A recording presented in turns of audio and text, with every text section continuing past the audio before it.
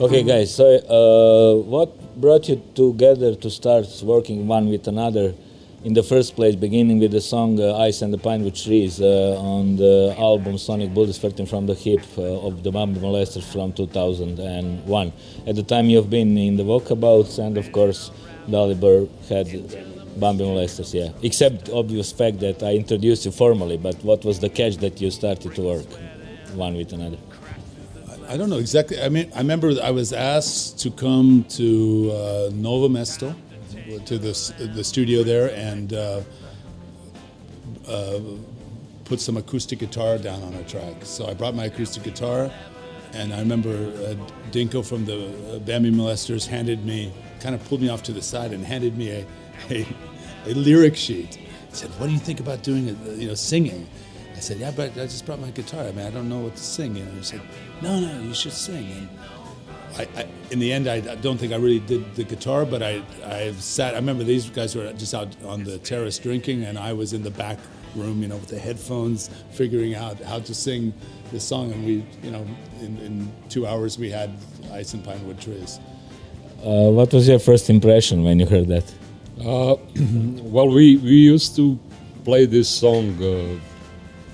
I mean, it was never recorded, but Dinko had weird lyrics. I think it was something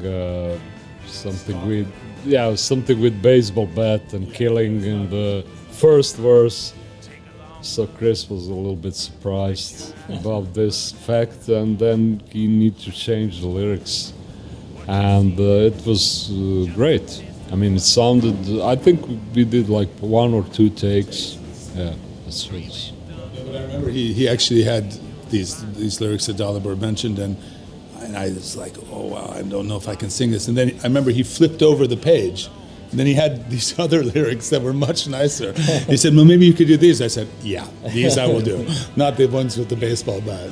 What you liked in the music of the Bambi Molesters when you came to the studio, or maybe you heard some tracks before that? And was that what you like about them when you decided, okay, maybe I could sing something with them? Yeah, I mean, for me, obviously it was, surf rock, surf guitar, instrumental music. But okay, I had my, time where I listened to that kind of music also. The Ventures are from Seattle area. My brothers and I used to go see them in like really weird bars in South Seattle and Tacoma and places like that. So, I mean, it wasn't like alien music to me, but I heard it more in the context of just instrumental guitar rock. Things like Morricone, just obvious things like that. I mean, it was more, for me, especially what I was hearing in the studio that day in regards to Sonic Bullets, was that this was really more cinematic music. It wasn't just genre specific, So, I mean, I always was a big fan of movie soundtracks, and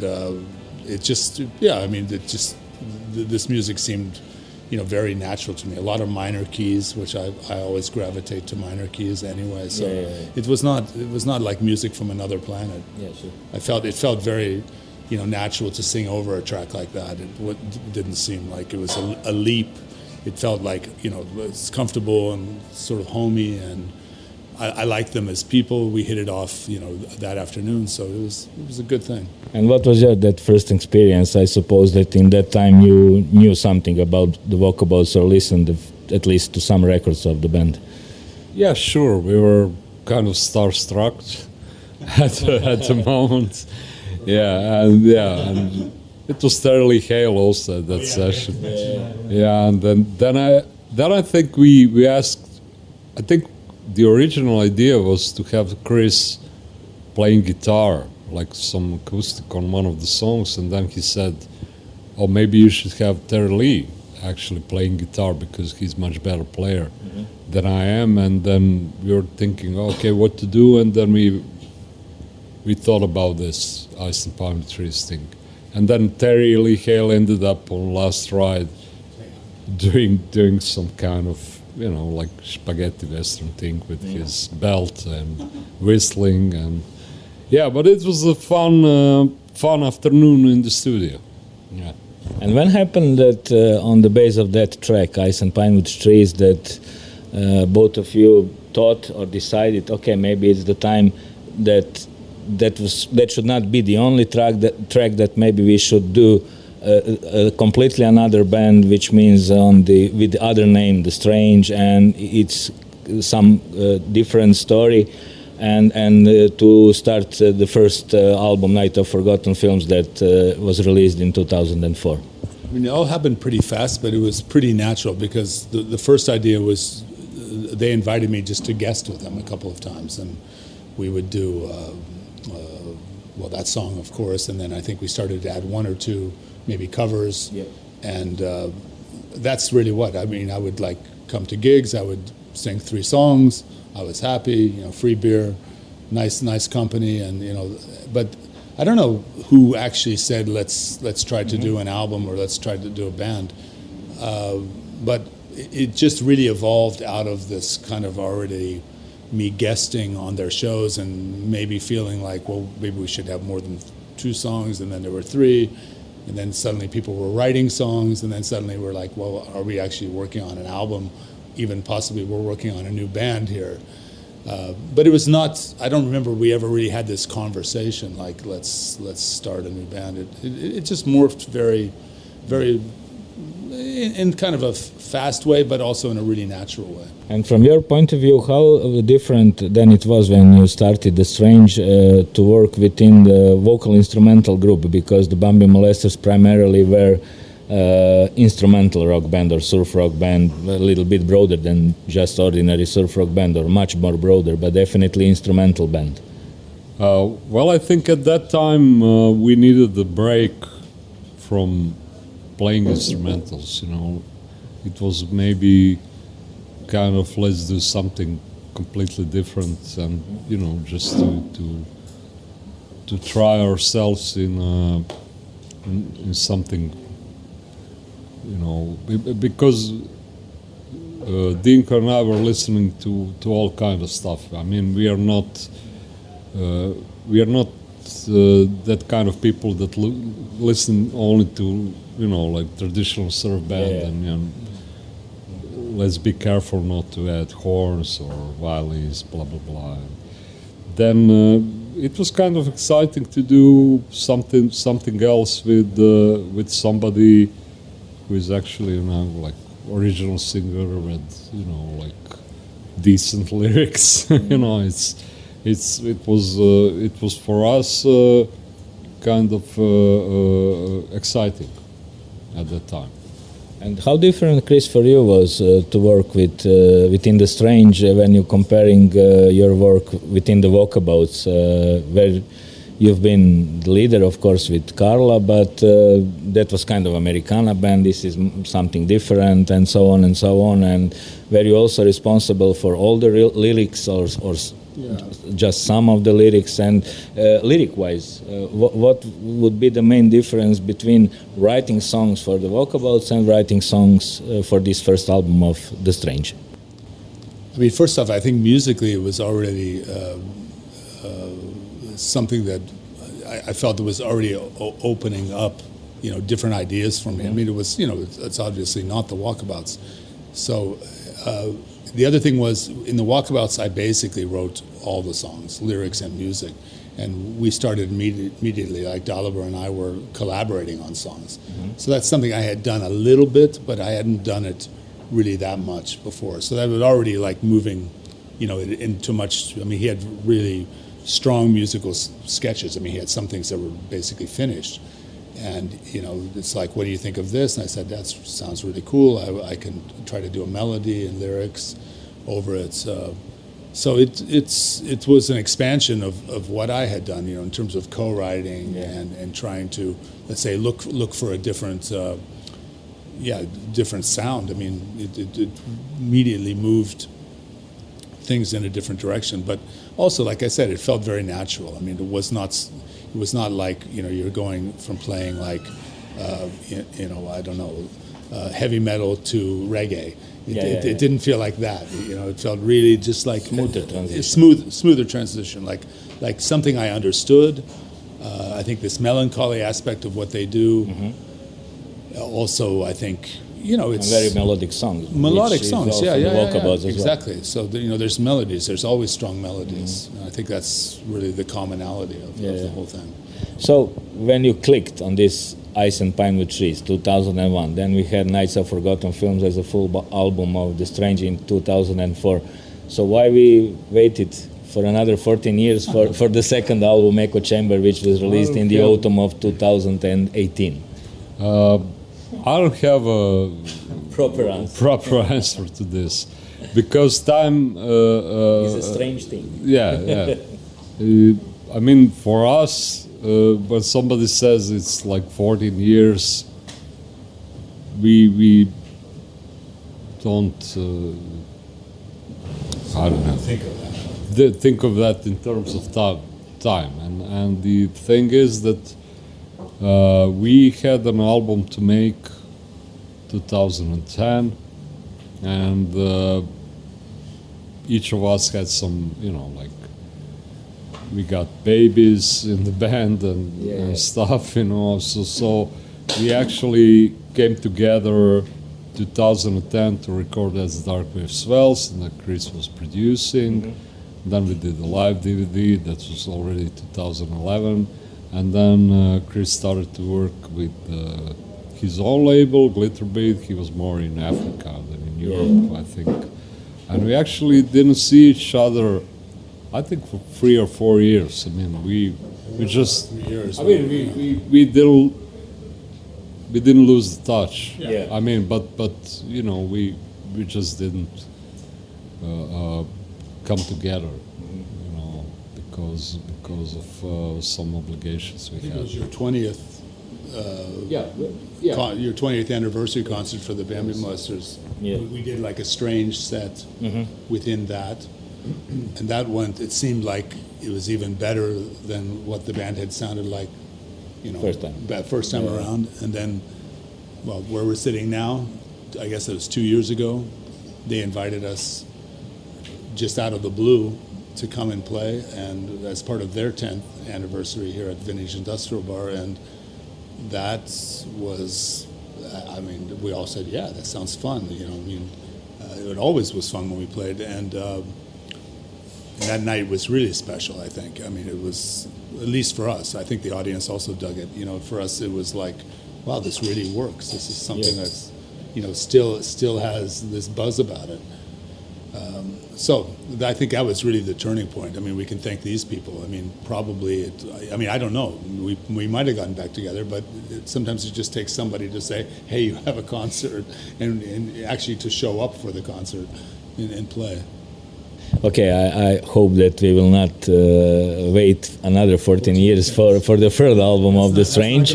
Yeah, but regarding the time, comparing the Night of Forgotten Films with Echo Chamber, what would be the main difference and what would be the main similarities between those two albums of The Strange? I think obviously we got older and probably wiser, and I think,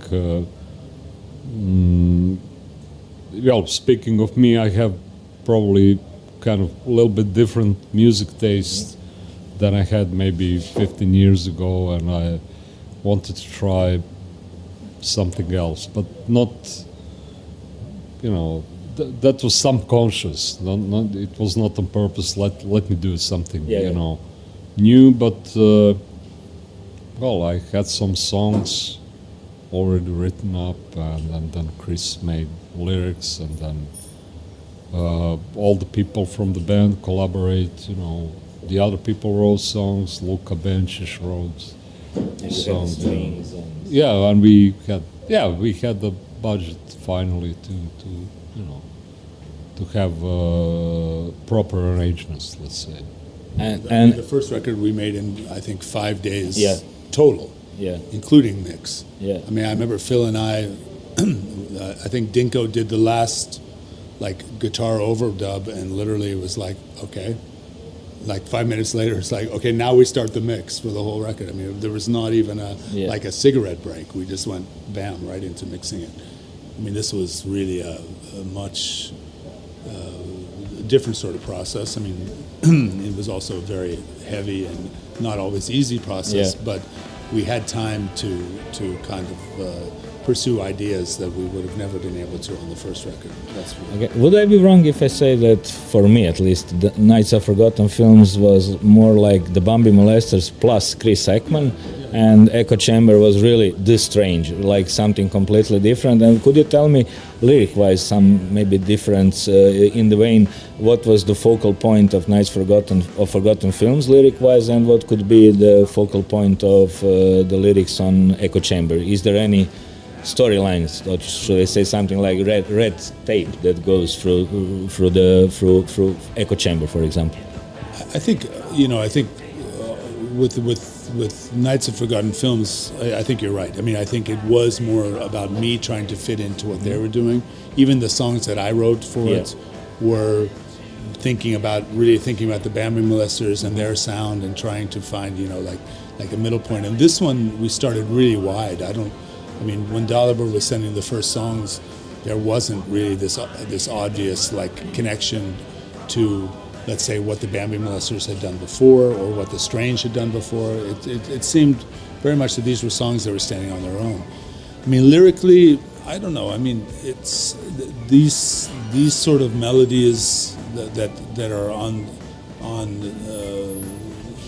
these songs. I mean, they always, for me, have this, as I said before, like this sort of cinematic aspect, and so I feel maybe there's less storytelling than like what I do in my more folky stuff. I can think in broader, maybe wider ways, and maybe sometimes even simpler words that draw a bigger picture quicker.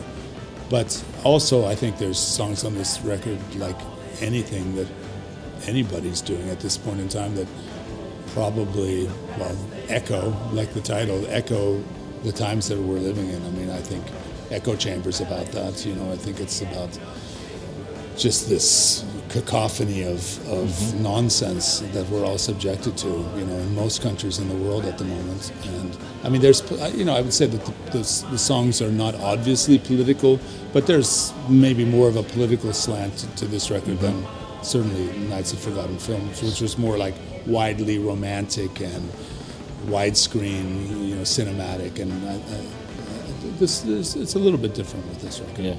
Would have been again wrong to say that if Echo Chamber is something like echo of cacophony of the world that we are living in, and that also there is a theme of trying to escaping from what we know and what we don't like to something that we would like, no matter what would happen on this verge, that you would try to escape from something you don't like to something you like. I mean, it was like, for me at least, like one line on the one part is like shining, but on the other part is something completely dark, and you still don't know the place where you will go through, and where is this point that you would like to went. Would it be better or even worse? Where is this point where you are trying to escape? Yeah, like a song like Fast Train to Nowhere is exactly about that, what you're talking about. I think it's this indeterminate destination, looking for something better, but not sure what that is. There's a couple lyrics that really revolve around that idea of escape and trying to find something that offers more, but at the same time, questioning if that's even possible at this point. Yeah. But, music communicates lots of things. I mean, I think that sometimes the lyrics are going, maybe even, they're not always in sync with the music. Maybe the lyrics are even darker sometimes than the music is. And I like that kind of tension, because then the music is giving you, like Lonesome Rider, it's not the most cheery of lyrics, but on the other hand, the music takes you somewhere. It actually lifts you up. Yeah. It doesn't just drown you in this idea of misery and being trapped in a place. So, that's why you don't write a book. That's why you write a song. Yeah. And for the end, how much are you satisfied with the album? And for me, okay, I know where it comes from. You are living here. Chris is living in Ljubljana. Okay, he's American. You're Croatian, but to me, it sounds like it could came from Seattle or from any other part of the America, but of course also from this part of the world. How universal it is? I think it's universal because we are all universal people. I mean, we are not. I mean, we don't like borders. I think even when traveling or any kind of borders. So I mean, Chris maybe can say this through lyrics, but when we were playing instrumentals, it was always like this. Also, music without borders. So, And universal aesthetics. yeah, I think, you know, I always wanted to make records that should last, you know, like for 10 or 20 years, kind of, you know, like escaping from that, you know, like to preserve myself after I die. I don't know. This is kind of, I think maybe that's what the art is. You know, you want to do something that maybe you should be remembered by. Yeah, later. and mentioning that, I know that the musicians doesn't like the drawers where we critics like to put some. But when you say timeless, or at least to last 10 to 20 years, could we say that maybe Echo Chamber is kind of timeless baroque pop album that maybe in the vein of some artists and albums from the 60s? Yeah, I think we are hoping that we did this kind of timeless records. I think in a way the first album was also timeless because you can listen to it now and you know you don't know what year it was made. Recorded, yeah. So this is kind of what I like in music. This kind of timeless factor. And but I don't have a formula or recipe how to do it. But I think we kind of I mean, some reviewers said we did like a classic album, and that's what I was really hoping for, to make something that should stand the test of time. Yeah, so. We saw that when we played here 2 years ago. We hadn't played we'd played sporadically. I mean, I think we barely played in almost 10 years.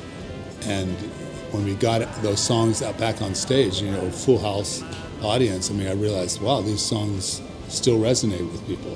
It wasn't like that it had just been like, oh, that was a 2004 thing, and now we're kind of moved on to something else. I mean, people were singing along, and it really seemed, well, I mean, it meant a lot to us, and I felt like it meant something to the people that came also. And, you know, I think that's that aspect of music. You know, I think what I see as I you know, move through this life that I've had making music is, I think music can be judged on a lot of ways, but I think for me the most important thing is that emotional quality. Yeah. It's not the technical quality. I mean, I was never the best technical musician. That's, you know, I wasn't in 1985, and I'm not in, you know, 2018. I mean, that didn't change actually. But I care about music on an emotional level as a listener, and I think also, you know, I tried to be involved in projects that are trying to connect like that, you know, and I feel like, you know, The Strange was always like that, and I think, you know, also with this album and with our new lineup, it's also there's a continuity of that. Thank you very much for this conversation. Please don't make us wait for another 14 years on the third album. Thank you.